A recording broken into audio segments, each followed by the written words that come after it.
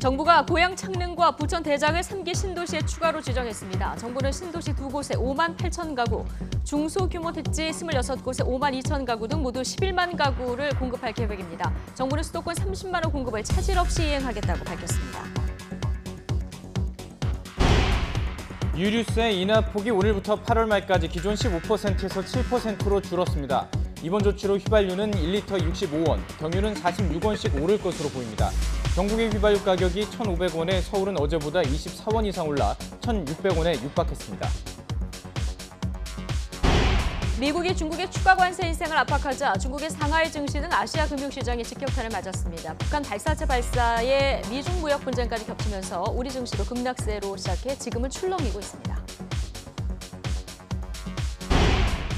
국방부가 오늘 국회에 북한의 단거리 발사체에 대해 보고했습니다. 국방부는 북한의 발사가 도발 의도보다는 타격 훈련을 시행한 것으로 본다며 한국과 미국의 신호를 주려는 목적으로 거리와 고도를 볼 때 미사일은 아닌 것으로 판단했습니다. 문무일 검찰총장이 귀국 뒤 첫 출근길에 수사권 조정안에 대해서 논의가 필요하다는 공감대가 형성돼 다행이라고 말했습니다. 또 수사에 대한 사법적 통제와 함께 수사 개시와 종결이 구분돼야 국민의 기본권이 보호될 수 있다며 수사권 조정안에 대한 반대 입장을 분명히 했습니다. 의붓 딸을 살해하고 시신을 저수지에 버린 혐의를 받고 있는 31살 김모 씨가 검찰에 넘겨졌습니다. 김 씨는 숨진 딸에게 미안하다며 혐의를 인정했습니다. 경찰은 김 씨에 대해 살인보다 형량이 무거운 보복살인 혐의를 적용했습니다. 시청자 여러분 안녕하십니까? 5월 7일 화요일 뉴스앤이슈 시작합니다. 정부가 지난해 주택시장 안정 등을 위해서 3기 신도시 등을 통해서 19만 가구의 공급 계획을 발표했는데요. 오늘은 나머지 11만 가구의 입지를 확정했습니다. 네, 취재기자 연결해서 3기 신도시 추가 발표 내용 알아보도록 하겠습니다. 김현우 기자. 네, 경제부입니다. 네, 먼저 정부가 조금 전에 이 3기 신도시 지역을 추가로 발표했죠. 네, 그렇습니다. 정부가 조금 전 오전 10시 서울청사에서 3차 신규 택지 지역을 발표했습니다. 우선 경기도 고양시 창릉동과 부천시 대장동 두 곳이 추가 3기 신도시 지역으로 확정됐습니다. 정부는 이들 두 곳에 5만 8천 채를 공급하기로 했습니다. 고양 창릉은 서울에서 1km 이내, 대장동은 서울과 맞닿아 있는 지역입니다. 또 사당역 복합환승센터와 창동역 복합환승센터, 왕십리역 철도부지 등 서울권 택지에도 모두 1만 가구의 주택이 들어섭니다. 이 밖에 경기권 지역에도 4만 2천 가구가 추가로 들어섭니다. 안산 장산과 용인 구성역, 안양 인덕원 등의 신규 택지가 조성될 예정입니다. 이를 포함한 택지 22곳에 공급되는 전체 주택 규모는 모두 11만 채입니다. 정부는 이미 지난해 9.13 부동산 대책을 발표하면서 주택시장 안정을 위해 수도권에 30만 채 공급 계획을 발표했는데요. 지금까지 발표된 3기 신도시는 남양주 왕숙과 하남 교산, 인천 계양, 과천 과천동 등입니다. 네, 이제 3기 신도시 예정 지역이 모두 확정이 된 건데요. 자, 문제는 2기 신도시도 아직 개발이 진행 중인 지역이 있는 데다가 지금 교통난 때문에 1기 신도시 지역 주민들 반발도 만만치 않을 텐데요. 지금 3기 신도시 개발에 대한 정부의 보관은 있습니까? 네, 정부는 우선 3기 신도시 개발의 가장 큰 목표를 교통 편리성 확보에 두고 있습니다. 그래서 앞세운 목표가 서울 도심까지 30분 이내 출퇴근 가능한 도시를 만들겠다는 겁니다. 정부의 설명은 그래서 3기 신도시 예정 지역이 모두 서울로부터 평균 거리가 1km대라는 것입니다. 그러면서 지구 지정 단계에서부터 지하철 연장과 간선 버스 급행 체계보다 우수한 슈퍼 BRT 등 교통 대책도 마련하기로 했습니다. 또 기존 신도시보다 2배 정도 많은 자족 용지를 확보해 일자리를 만드는 도시로 만들겠다는 게 정부의 구상입니다. 모든 아파트 단지에 국공립 어린이집을 짓고 유치원도 100% 국공립으로 운영해 이른바 자녀 키우기 좋은 도시로 만들겠다고 발표했습니다. 하지만 주택시장 안정을 위해 3기 신도시를 조성하기로 한 정부의 구상과 달리 수도권 지역의 미분양이 지난 2월 7,700여 가구에서 3월에는 1만 가구를 넘는 등 급증하고 있어 신도시 조성에 대한 우려도 나오고 있습니다. 지금까지 경제부에서 전해드렸습니다. 네, 검경 수사권 조정 법안에 공개적인 반대 입장을 내고 조기 귀국한 문무일 검찰총장이 오늘 오전 출근길에도 수사에 대한 사법적 통제가 필요하다는 기존의 견해를 다시 한번 말했습니다. 문 총장은 앞선 연휴 동안에도 대응 방안을 고심한 것으로 전해졌는데요. 앞으로 검찰의 입장을 설명하는 별도의 자리가 만들어질 가능성이 커졌습니다. 취재기 연결해 보겠습니다. 권남규 기자. 네, 대검찰청입니다. 네, 발언 수위는 좀 조정하는 것 같습니다만 문 총장 오늘 출근길에도 현 수사권 조정안에 대한 반대 입장을 명확하게 밝혔다고요? 네, 그렇습니다. 문무일 검찰총장은 오늘 오전 9시쯤 이곳 대검찰청에 출근했습니다. 검경 수사권 조정 법안에 대한 공개적인 반대 입장을 내고 해외 출장에서 조기 귀국한 뒤 첫 출근입니다. 문 총장은 출근길에 기자들과 만나 수사에 대한 사법적 통제가 필요하다는 기존 입장을 한 번 더 강조했습니다. 직접 들어보시죠. 수사에 대한 사법적 통제와 더불어 수사의 개시 그리고 종결이 구분되어야 국민의 기본권이 온전히 보호될 수 있으리라고 생각합니다. 검찰을 비롯하여 수사 업무를 담당하는 모든 국가기관의 이 원칙이 지켜져야 한다고 생각합니다. 조국 민정수석이 총장님의 우려도 고려할 필요가 있다라고 밝혔는데 어떻게 생각하십니까? 깊이 있는 논의가 필요하다는 의미로 받아들이고 있습니다.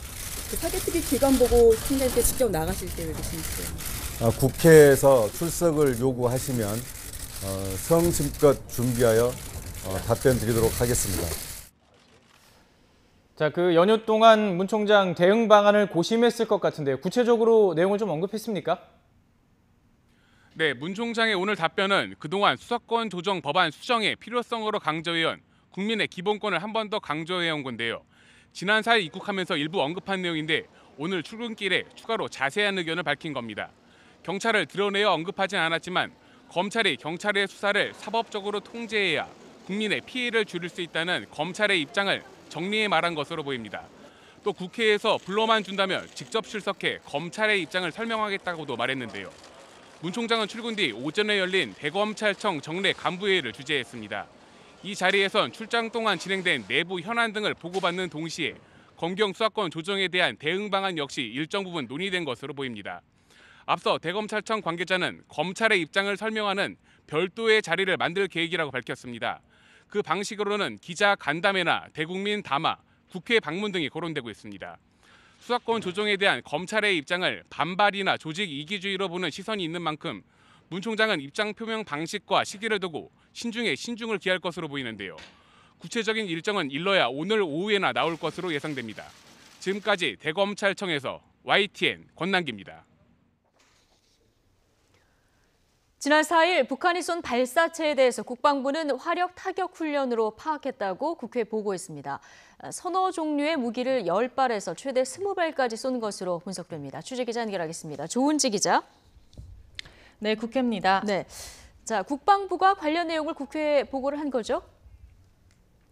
네, 오늘 국방부 관계자들이 각 당 지도부와 국회 국방위원회 의원들을 만나 비공개 보고를 하고 있습니다. 더불어민주당과 자유한국당 원내대표들을 잇따라 만났고 잠시 전 11시부터는 바른미래당 김관영 원내대표에게 보고를 시작했습니다.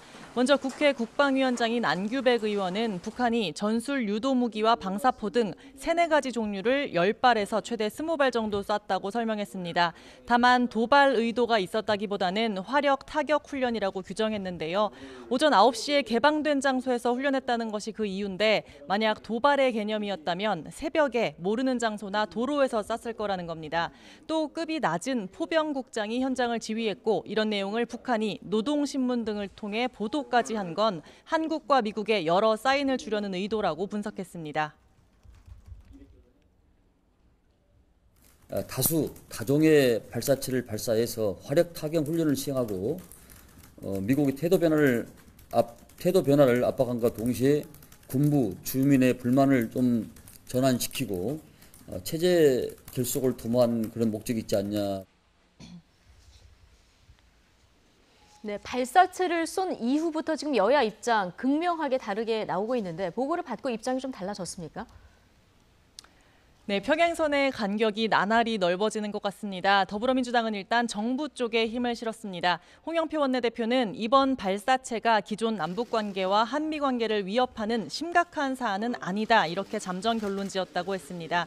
대화와 협상을 통해 비핵화 문제를 풀겠다는 입장에 변화가 없고 북한을 비핵화 협상 테이블로 끌어낼 다각적인 노력이 필요한 시기라고 주장했습니다. 그러면서 대북 식량 지원을 고려할 수 있다면서 대북 제재와 별개로 인도적 지원을 해야 한다며 국회의 초당적인 협조를 당부했습니다. 하지만 한국당은 아예 원내대책회의 앞에 외교 안보를 붙여 발사체 비판에 집중했습니다. 나경원 원내대표는 북한의 단거리 탄도미사일을 우리 군이 애써 축소해주고 있다면서 강도가 휘두른 칼을 요리용이라고 할 판이라고 지적했습니다. 문재인 정부가 도발 의도가 없다, 판 깨기는 아니다 이러면서 북한 이미지 마케팅에 여념이 없다면서 굴종적 대북 정책에 우리 군과 정보당국이 휘둘린다고 비판했습니다. 정용기 정책위 의장은 이번 북한의 미사일 발사는 우리 5천만 국민에 대해 국제사회의 핵 인지림을 선언한 의미라면서 발사체 거리가 닿지 않는 미국과 달리 우리는 민족 생존의 문제가 걸렸다고 밝혔습니다. 양측의 입장이 이처럼 극과 극이라서 북한 발사체를 둘러싼 논란은 쉽게 잦아들기 힘든 분위기입니다. 지금까지 국회에서 YTN 조은지입니다.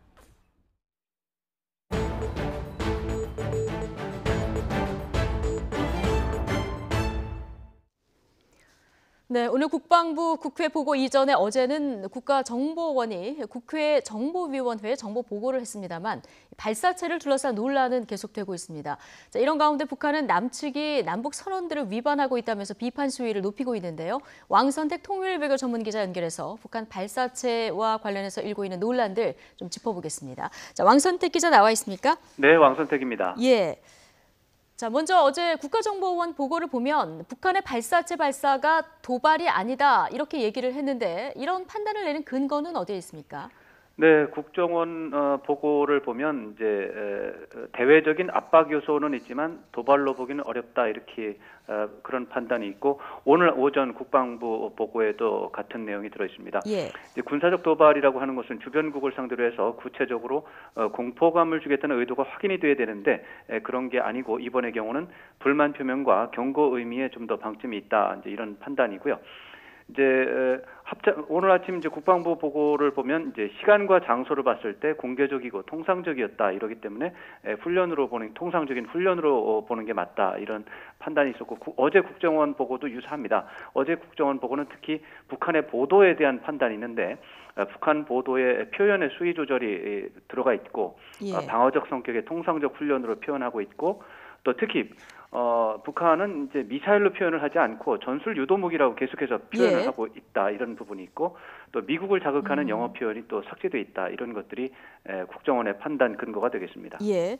자, 그런데 만약에 이게 이제 아직 미사일 종류가 명확히 규정은 안 됐다고 이제 우리 그 국정원에서도 얘기를 하고 있기 때문에 만약에 네. 탄도 미사일 종류라고 하면은 규정상으로만 보면 유엔 안보리 결의를 위반하는 거기 때문에 이게 도발적 행위다 이런 그 전문가 의견들도 상당수 나오는데요. 이건 어떻게 볼 수 있습니까? 그 부분은 논란의 여지가 좀 있긴 합니다. 예. 그런데 내용을 보면 좀 두 가지 정도로 나눠볼 수가 있는데 유엔 안보리 결의가 지금 이제 제재 결의가 11개가 있죠. 11건이 있는데 그중에서 첫 번째가 2006년에 나온 1695호입니다. 예. 그 이후에 나온 건 다 1695호를 받아서 제재를 하는 겁니다.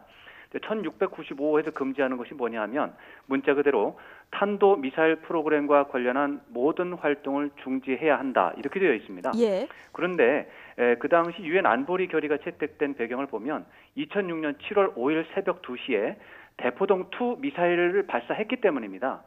대포동2 미사일 이게 이제 7월 5일 새벽 2시에 쐈는데 예. 사거리가 4,000km 이상으로 중장거리 미사일로 분류가 된 겁니다. 예. 그래서 유엔 안보리는 그 이상 3,000km, 4,000km 이상 되는 중장거리 미사일에 민감하게 대응을 하고 그 이하에 대해서는 통상적 군사 활동으로 보고 크게 문제 삼지 않는 그런 관행을 보여왔습니다. 예, 그러니까 유엔 안보리 제재가 실질적으로는 이렇게 운영이 되어 왔다는 말씀이신데, 자, 이번에 북한이 발사한 발사체 종류에 대해서 많은 전문가들은 러시아제 탄도미사일 이스칸데르와 유사하다 이런 얘기가 많이 나옵니다. 그런데 국가정보원은 아직도 분석 중이다 이렇게 얘기를 하고 있어요. 이건 왜 그렇습니까?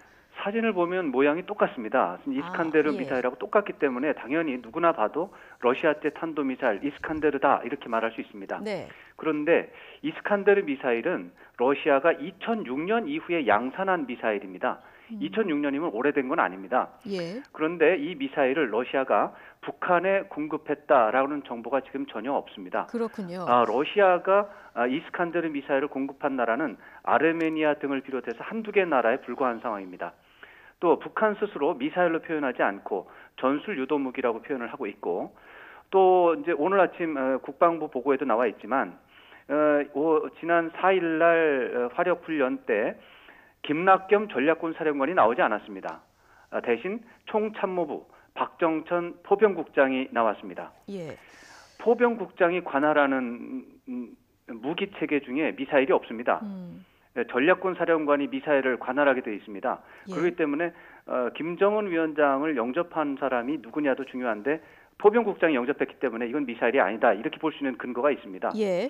또 북한은 남한이나 미국을 상대로 기만 전술 또 교란 전술을 자주 전개했습니다. 그래서 섣부른 결론을 내리는 것은 오판할 가능성이 높습니다. 현재로 봐서. 예. 그래서 분명히 미사일로 보이지만 미사일이라고 판단하기에는 분명히 이런 측면이 있고, 특히 이스칸데르 러시아 미사일로 규정하는 것은 제가 정부 당국자라고 해도 예. 그렇게 말하기 어려운 그런 상황입니다. 예, 신중하게 접근할 수밖에 없는 여러 가지 상황이 있는데. 그렇습니다. 예, 북한이 발사한 발사체가 그런데 240km를 날아가지 않았습니까? 네.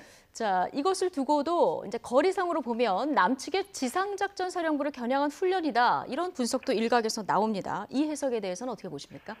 네, 이제 통상적인 훈련에서 상대방의 핵심 군사시설 겨냥하는 것은 사실은 자연스러운 현상입니다. 남측도 통상적인 훈련을 하면서 가상의 공격 장소를 지목하는 것은 뭐 당연한 것이고요. 그런데 여기서 240km 거리를 강조한다. 이것은 저는 굉장히 이상하다고 생각을 합니다. 예. 동의하기 좀 어려운데, 왜냐하면 우리나라는 나라가 작기 때문에 모든 사격거리에 핵심 시설이 다 존재하고 있습니다.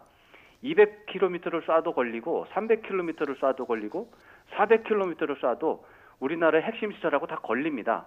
근데 하필 240km를 쐈다고 해서 용인에 있는 지상작전 사령부를 겨냥했다 이렇게 판단하는 건 좀 이상하고요. 예. 또 하나는 이번에 원산에서 훈련을 했는데 전쟁이 실제로 났을 때 원산에서 또 용인을 향해서 쏠 거라고 상상하는 것은 좀 이해가 안 갑니다. 전쟁이 나면은 다른 데서 쏘겠죠. 예. 원산에서 용인까지 240km라고 해서 전쟁이 났을 때 용인을 또 공격한다고 보는 것은 굉장히 저는 동의할 수 없습니다. 네. 원산 화력 타격 훈련장에서 사실은 목표물 거리가 아마도 240km 거리에 조성이 돼 있을 겁니다. 예. 그렇기 때문에 아마 240을 맞춰서 쐈을 거라고 생각을 하고요. 예. 전쟁이 나면 다른 곳에서 쏠 수 있고 이제 이동 발사대를 이용해서 쐈기 때문에 용인에 대한 공격을 목표로 했다고 하는 것은 저는 동의할 수 없습니다. 조금 너무 나간 해석이다. 네. 예, 어찌 됐든 북한이 발사체를 발사했는데 한국 정부가 너무 차분하게 대응하는 것 아니냐 이런 얘기를 하시는 분들도 있습니다. 우리 정부의 대응 수위는 어떻다고 보십니까?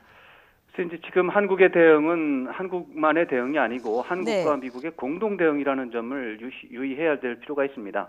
그리고 이제 북한의 발사체 발사를 이제 도발로 규정한다면 단호하게 대응하는 것이 맞는데, 통상적 훈련이라면 차분하게 대응하는 것이 정답입니다. 예. 근데 현재로서는 잠정적으로 통상 훈련으로 판단을 하고 있기 때문에 차분하게 대응하는 것은 적절하다고 보고요. 또 지난 4일 북한의 발사체 발사 직후에 강경화 외교부 장관이 마이크 폼페이오 국무장관하고 바로 이제 통화를 했습니다. 그래서 공동 대응 방안을 협의한 사실이 있는데, 이것은 아주 긴밀하게 한미 공조 사례가 보여진 사례로 높이 평가할 수 있습니다. 다만 이제 노동신문에 훈련 상황이 크게 보도가 됐는데 이게 문제가 좀 있습니다. 불만 표명이나 이제 외부 압박 요소가 있다고 볼 수가 있는 부분인데, 이것은 군사적 대응 요소가 아니고 외교적인 대응 사안입니다. 그래서 비굴한 대응이다 아니다 이런 우려는 도발 여부에 대한 정밀한 분석이 나오지 않은 상황에서 예. 보면 감정적이거나 경솔한 대응 가능성이 높다 이렇게 볼 수가 있겠습니다. 예. 자, 북한의 발사체 발사가 도발이 아니라 통상적 훈련이고 단지 불만을 표명했다. 자, 이렇게 해석한다면 북한의 속내는 뭘까요? 네, 이제 북한이 이제 최근 몇 달 동안 꾸준하게 하는 말이 있습니다. 남측이 한미 연합 군사 훈련을 하면서 남북 간의 군사 합의를 위반하고 있다. 이런 내용입니다. 예. 사실 한국과 미국은 대규모 연합군사훈련을 중단했습니다. 그런데 소규모 훈련은 계속 진행하고 있는 것이 사실입니다. 그렇죠. 특히 미국에서 한미 간의 연합 군사훈련을 계속하고 있다. 그리고 전력이 줄어들지 않았다. 이런 발언을 계속해서 하고 있습니다. 그렇기 때문에 북한이 불만을 보이고 있는 거고요. 최근에 한국 공군이 F-35 스텔스 전투기 2대를 도입을 한 것이 이제 공개가 됐는데 이것이 북한의 불안감이라든가 공포감 또 불만을 굉장히 자극한 것으로 해석을 할 수가 있습니다. 그래서 지금은 북한과의 대화라든가 신뢰 회복이 필요한 그런 상황이라고 봐야 되겠습니다. 예. 그러니까 뭐 이런 불만들을 240km 발사체 발사로 좀 수위 조절을 하는 것이다. 전반적으로 보면 이렇게 볼 수 있겠군요. 네, 내부적인 의미도 좀 있습니다. 예, 알겠습니다. 여기까지 듣겠습니다. 지금까지 왕선택 통일외교 전문 기자였습니다. 한미일 3국의 고위급 외교안보 당국자들이 참석하는 제11차 한미일 안보회의가 모레 서울 국방부에서 열립니다. 이번 회의는 북한의 신형 단거리 발사체 발사가 비핵화 대화의 돌발 변수로 떠오른 상황에서 열리는 만큼 북한의 이번 행동에 대한 공동 대응 방안이 조율될 것으로 보입니다. 한반도 비핵화와 평화 정착을 위한 공조 방안, 3국 간 국방 교류 협력은 물론 한일 양국의 초계기 갈등을 해소와 국방교류 협력 복원 문제도 논의될 전망입니다.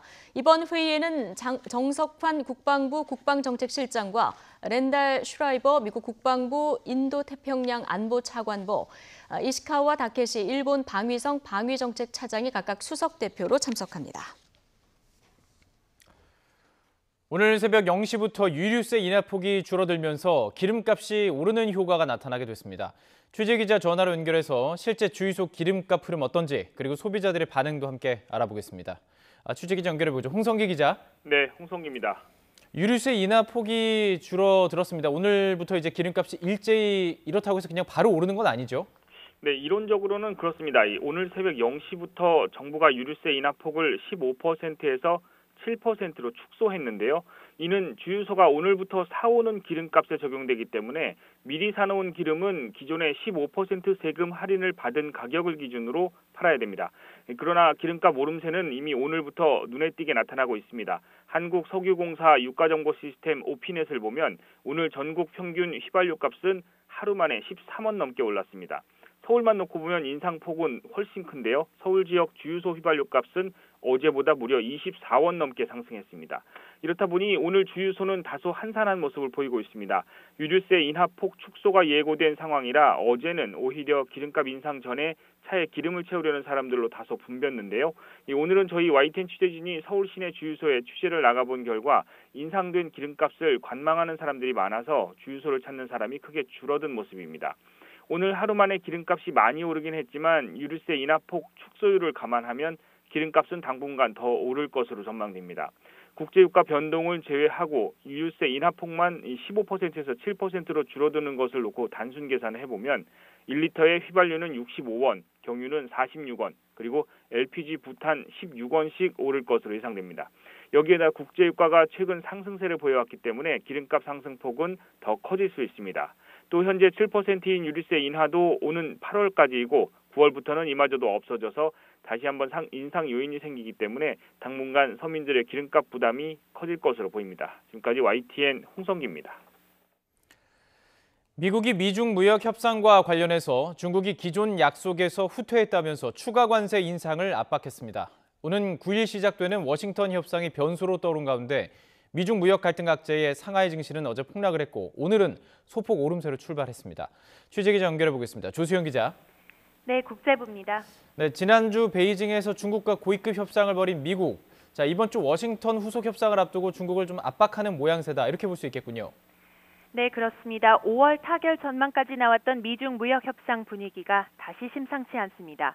로버트 라이트하이저 미 무역대표부 대표는 기자들과 만난 자리에서 미중 양국이 협상에서 실질적인 진전을 이루어왔지만 지난주 중국이 약속 가운데 일부를 어겼다고 말했습니다. 그러면서 중국이 태도 변화를 보이지 않으면 오는 10일부터 중국산 수입품에 대한 관세를 인상하겠다고 밝혔는데요.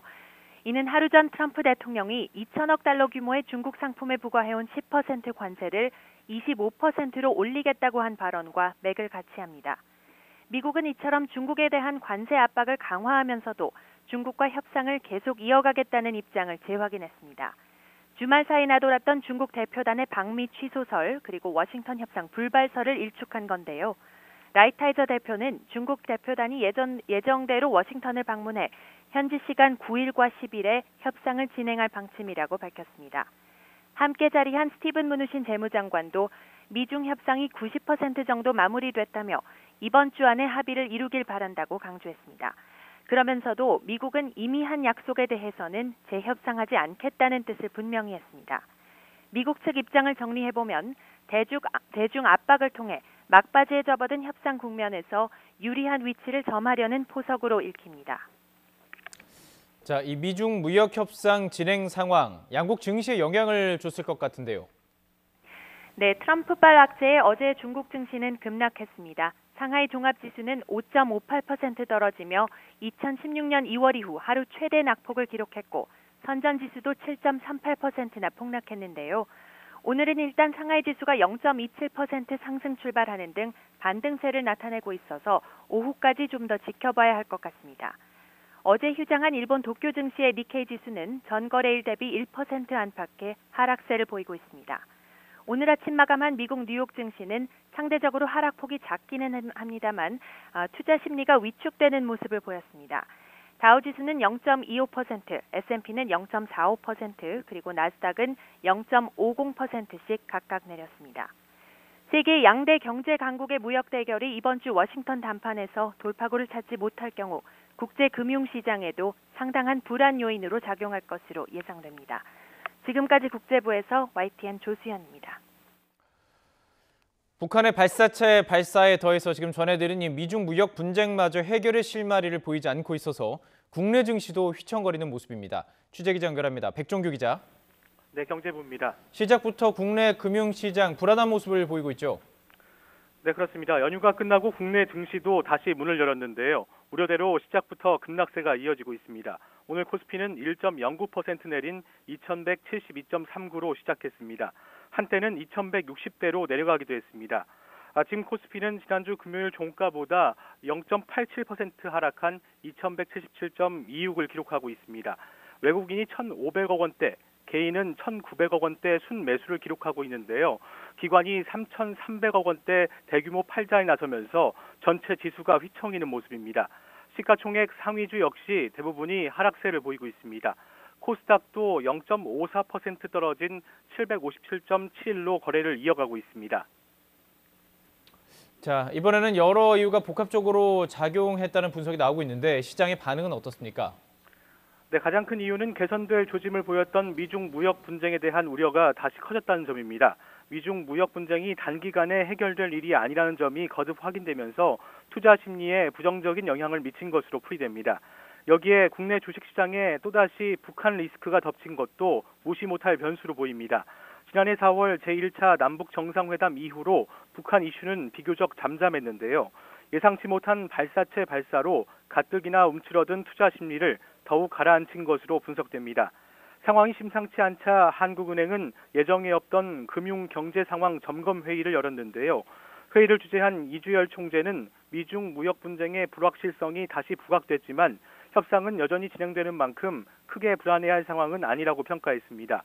이어 각별한 경계감으로 국내외 금융시장 상황을 면밀히 점검하고 필요하다면 안정화 조치를 제때 시행해야 한다고 강조했습니다. 지금까지 경제부에서 YTN 백종규입니다.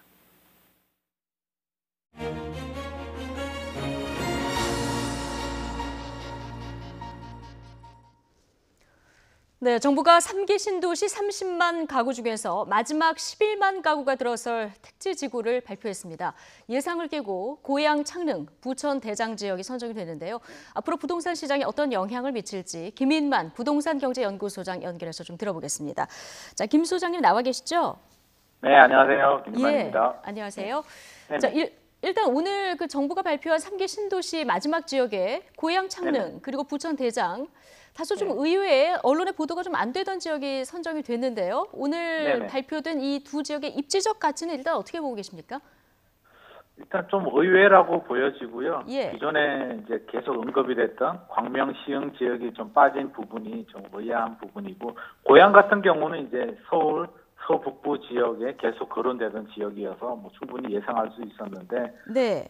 광명이 빠지고 부천이 들어갔어요. 그래서 아무래도 좀 지역 균형을 좀 안배한 결정이 아닌가 그렇게 생각이 됩니다. 지금 지난번에 발표된 신도시들이 주로 동남 쪽에 좀 몰려 있기 때문에 네네. 어떤 균형적인 그렇죠. 면에서 예.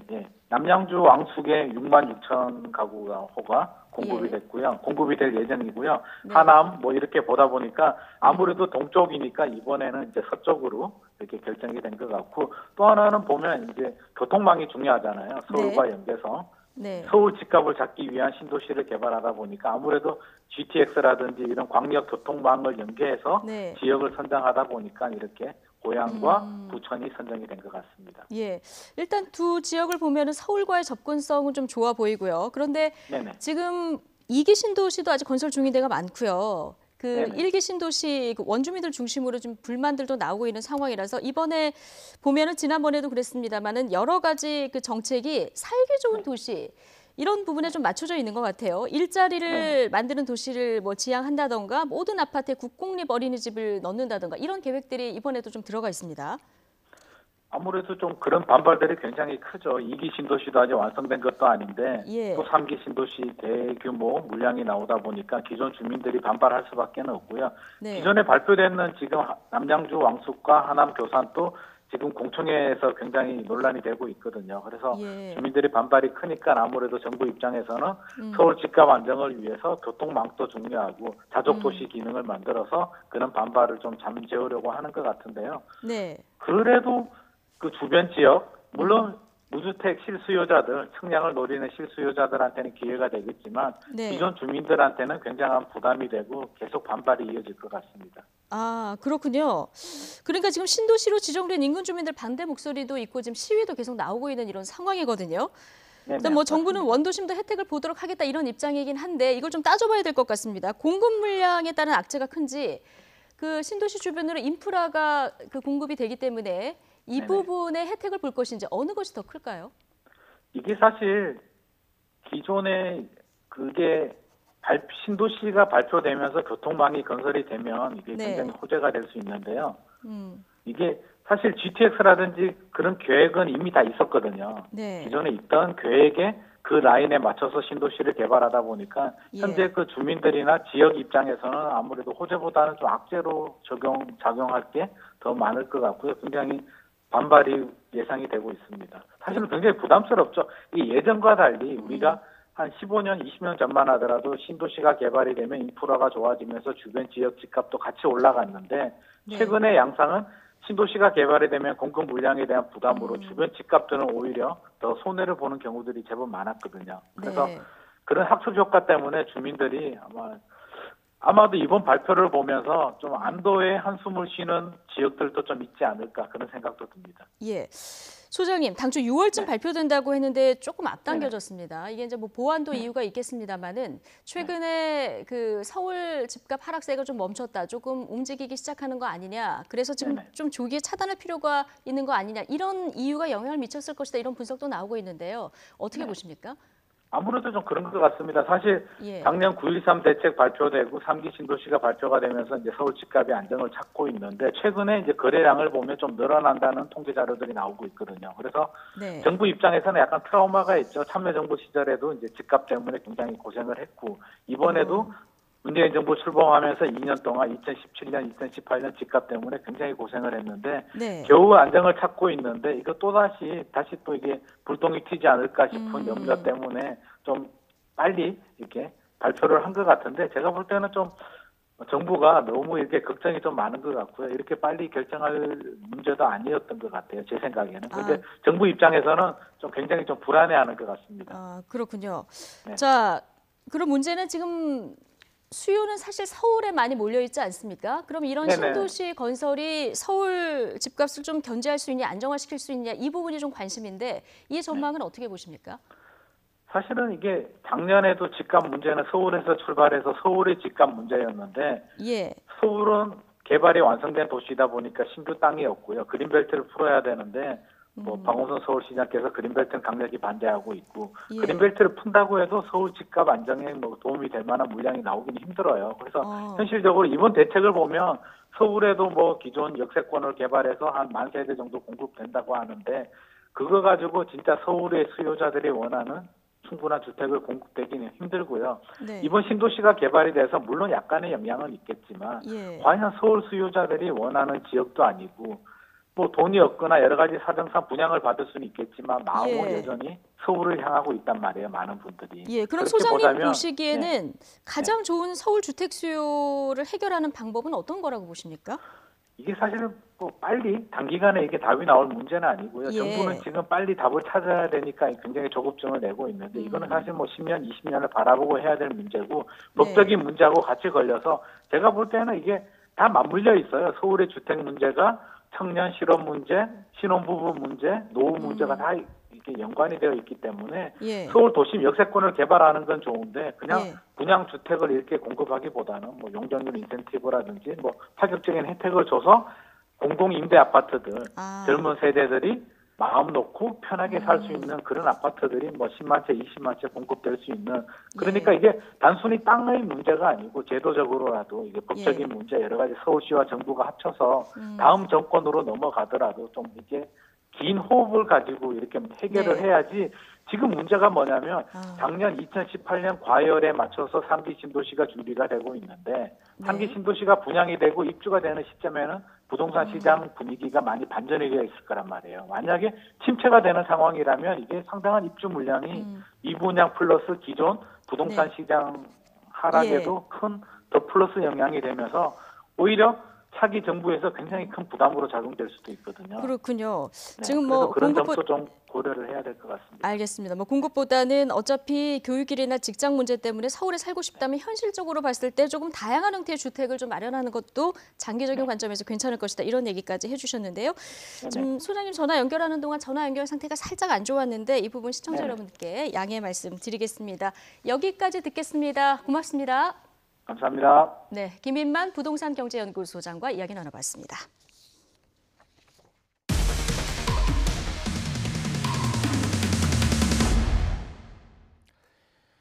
생후 한 달 된 아기가 새로 산 분유를 먹은 지 이틀 만에 설사와 구토를 해 병원에 갔습니다. 나중에 알고 보니 분유통에 녹이 슬어 있었는데 녹이 생긴 원인을 두고 소비자와 업체 측의 주장이 엇갈리고 있습니다. 이영원 기자의 보도입니다. 지난 2월 말 국내 유명 업체에서 만든 분유를 산 강모 씨. 생후 30일 된 딸이 먹을 거라 고르고 골랐는데 이틀 만에 아이에게 이상한 증세가 생겼습니다. 몸을 또아리 틀면서 악을 지르는 거예요. 막 하루에 7번씩 혈자리 막 쏟아내는 거예요. 잠을 아예 안 자고 먹으면 먹는 거 저쪽이 다 토해요. 구토와 설사가 멈추지 않자 곧바로 동네 병원을 찾았고 대학병원으로 옮겨 일주일 남짓 입원까지 했습니다. 출생 이후 건강하기만 했던 아이, 병원에선 원인을 알 수 없는 이유로 위장염과 결장염에 걸렸다고 진단했습니다. 설마 하는 마음에 분유통을 살펴본 강 씨는 화들짝 놀랐습니다. 황토색 안정캡 아래에서 녹가루가 번져나와 분유와 섞여 있던 겁니다. 분유 때문일 거라고 모르니까 그냥 왜 이러지? 녹가루가 이렇게 보니까 설마 먹었겠어 했는데 주황색깔 분유 가루처럼 아예 가루가 다 있는 거니까 먹은 거예요. 분유에 얼마나 섞여 들어갔는지 알 수 없어 불안감은 더 컸습니다. 과량 흡수됐을 때 소화기 부작용, 구토, 설사, 복통 이런 것들이 있을 수 있고요. 어떻게 이런 일이 있나 싶어 업체 측에 항의했지만 이해할 수 없는 대답이 돌아왔습니다. 사람들은 철을 섭취를 하면서 살아가야 된다고 먹어도 상관이 없대. 그래갖고 먹을 수 있게 제조가 돼가지고 먹는 철이랑 그냥 녹이 쓴 철이랑 다른데 같다고 말씀을 하시는 거예요. 해당 업체 측은 YTN 취재진에게 분유가루에서 유해한 수준의 성분이 검출되지 않았다며 제조 공정 문제는 아니라고 해명했습니다. YTN 이영훈입니다. 분유업체 측은 소비자 과실이 원인일 가능성을 제기하고 있습니다. 이어서 김대겸 기자입니다.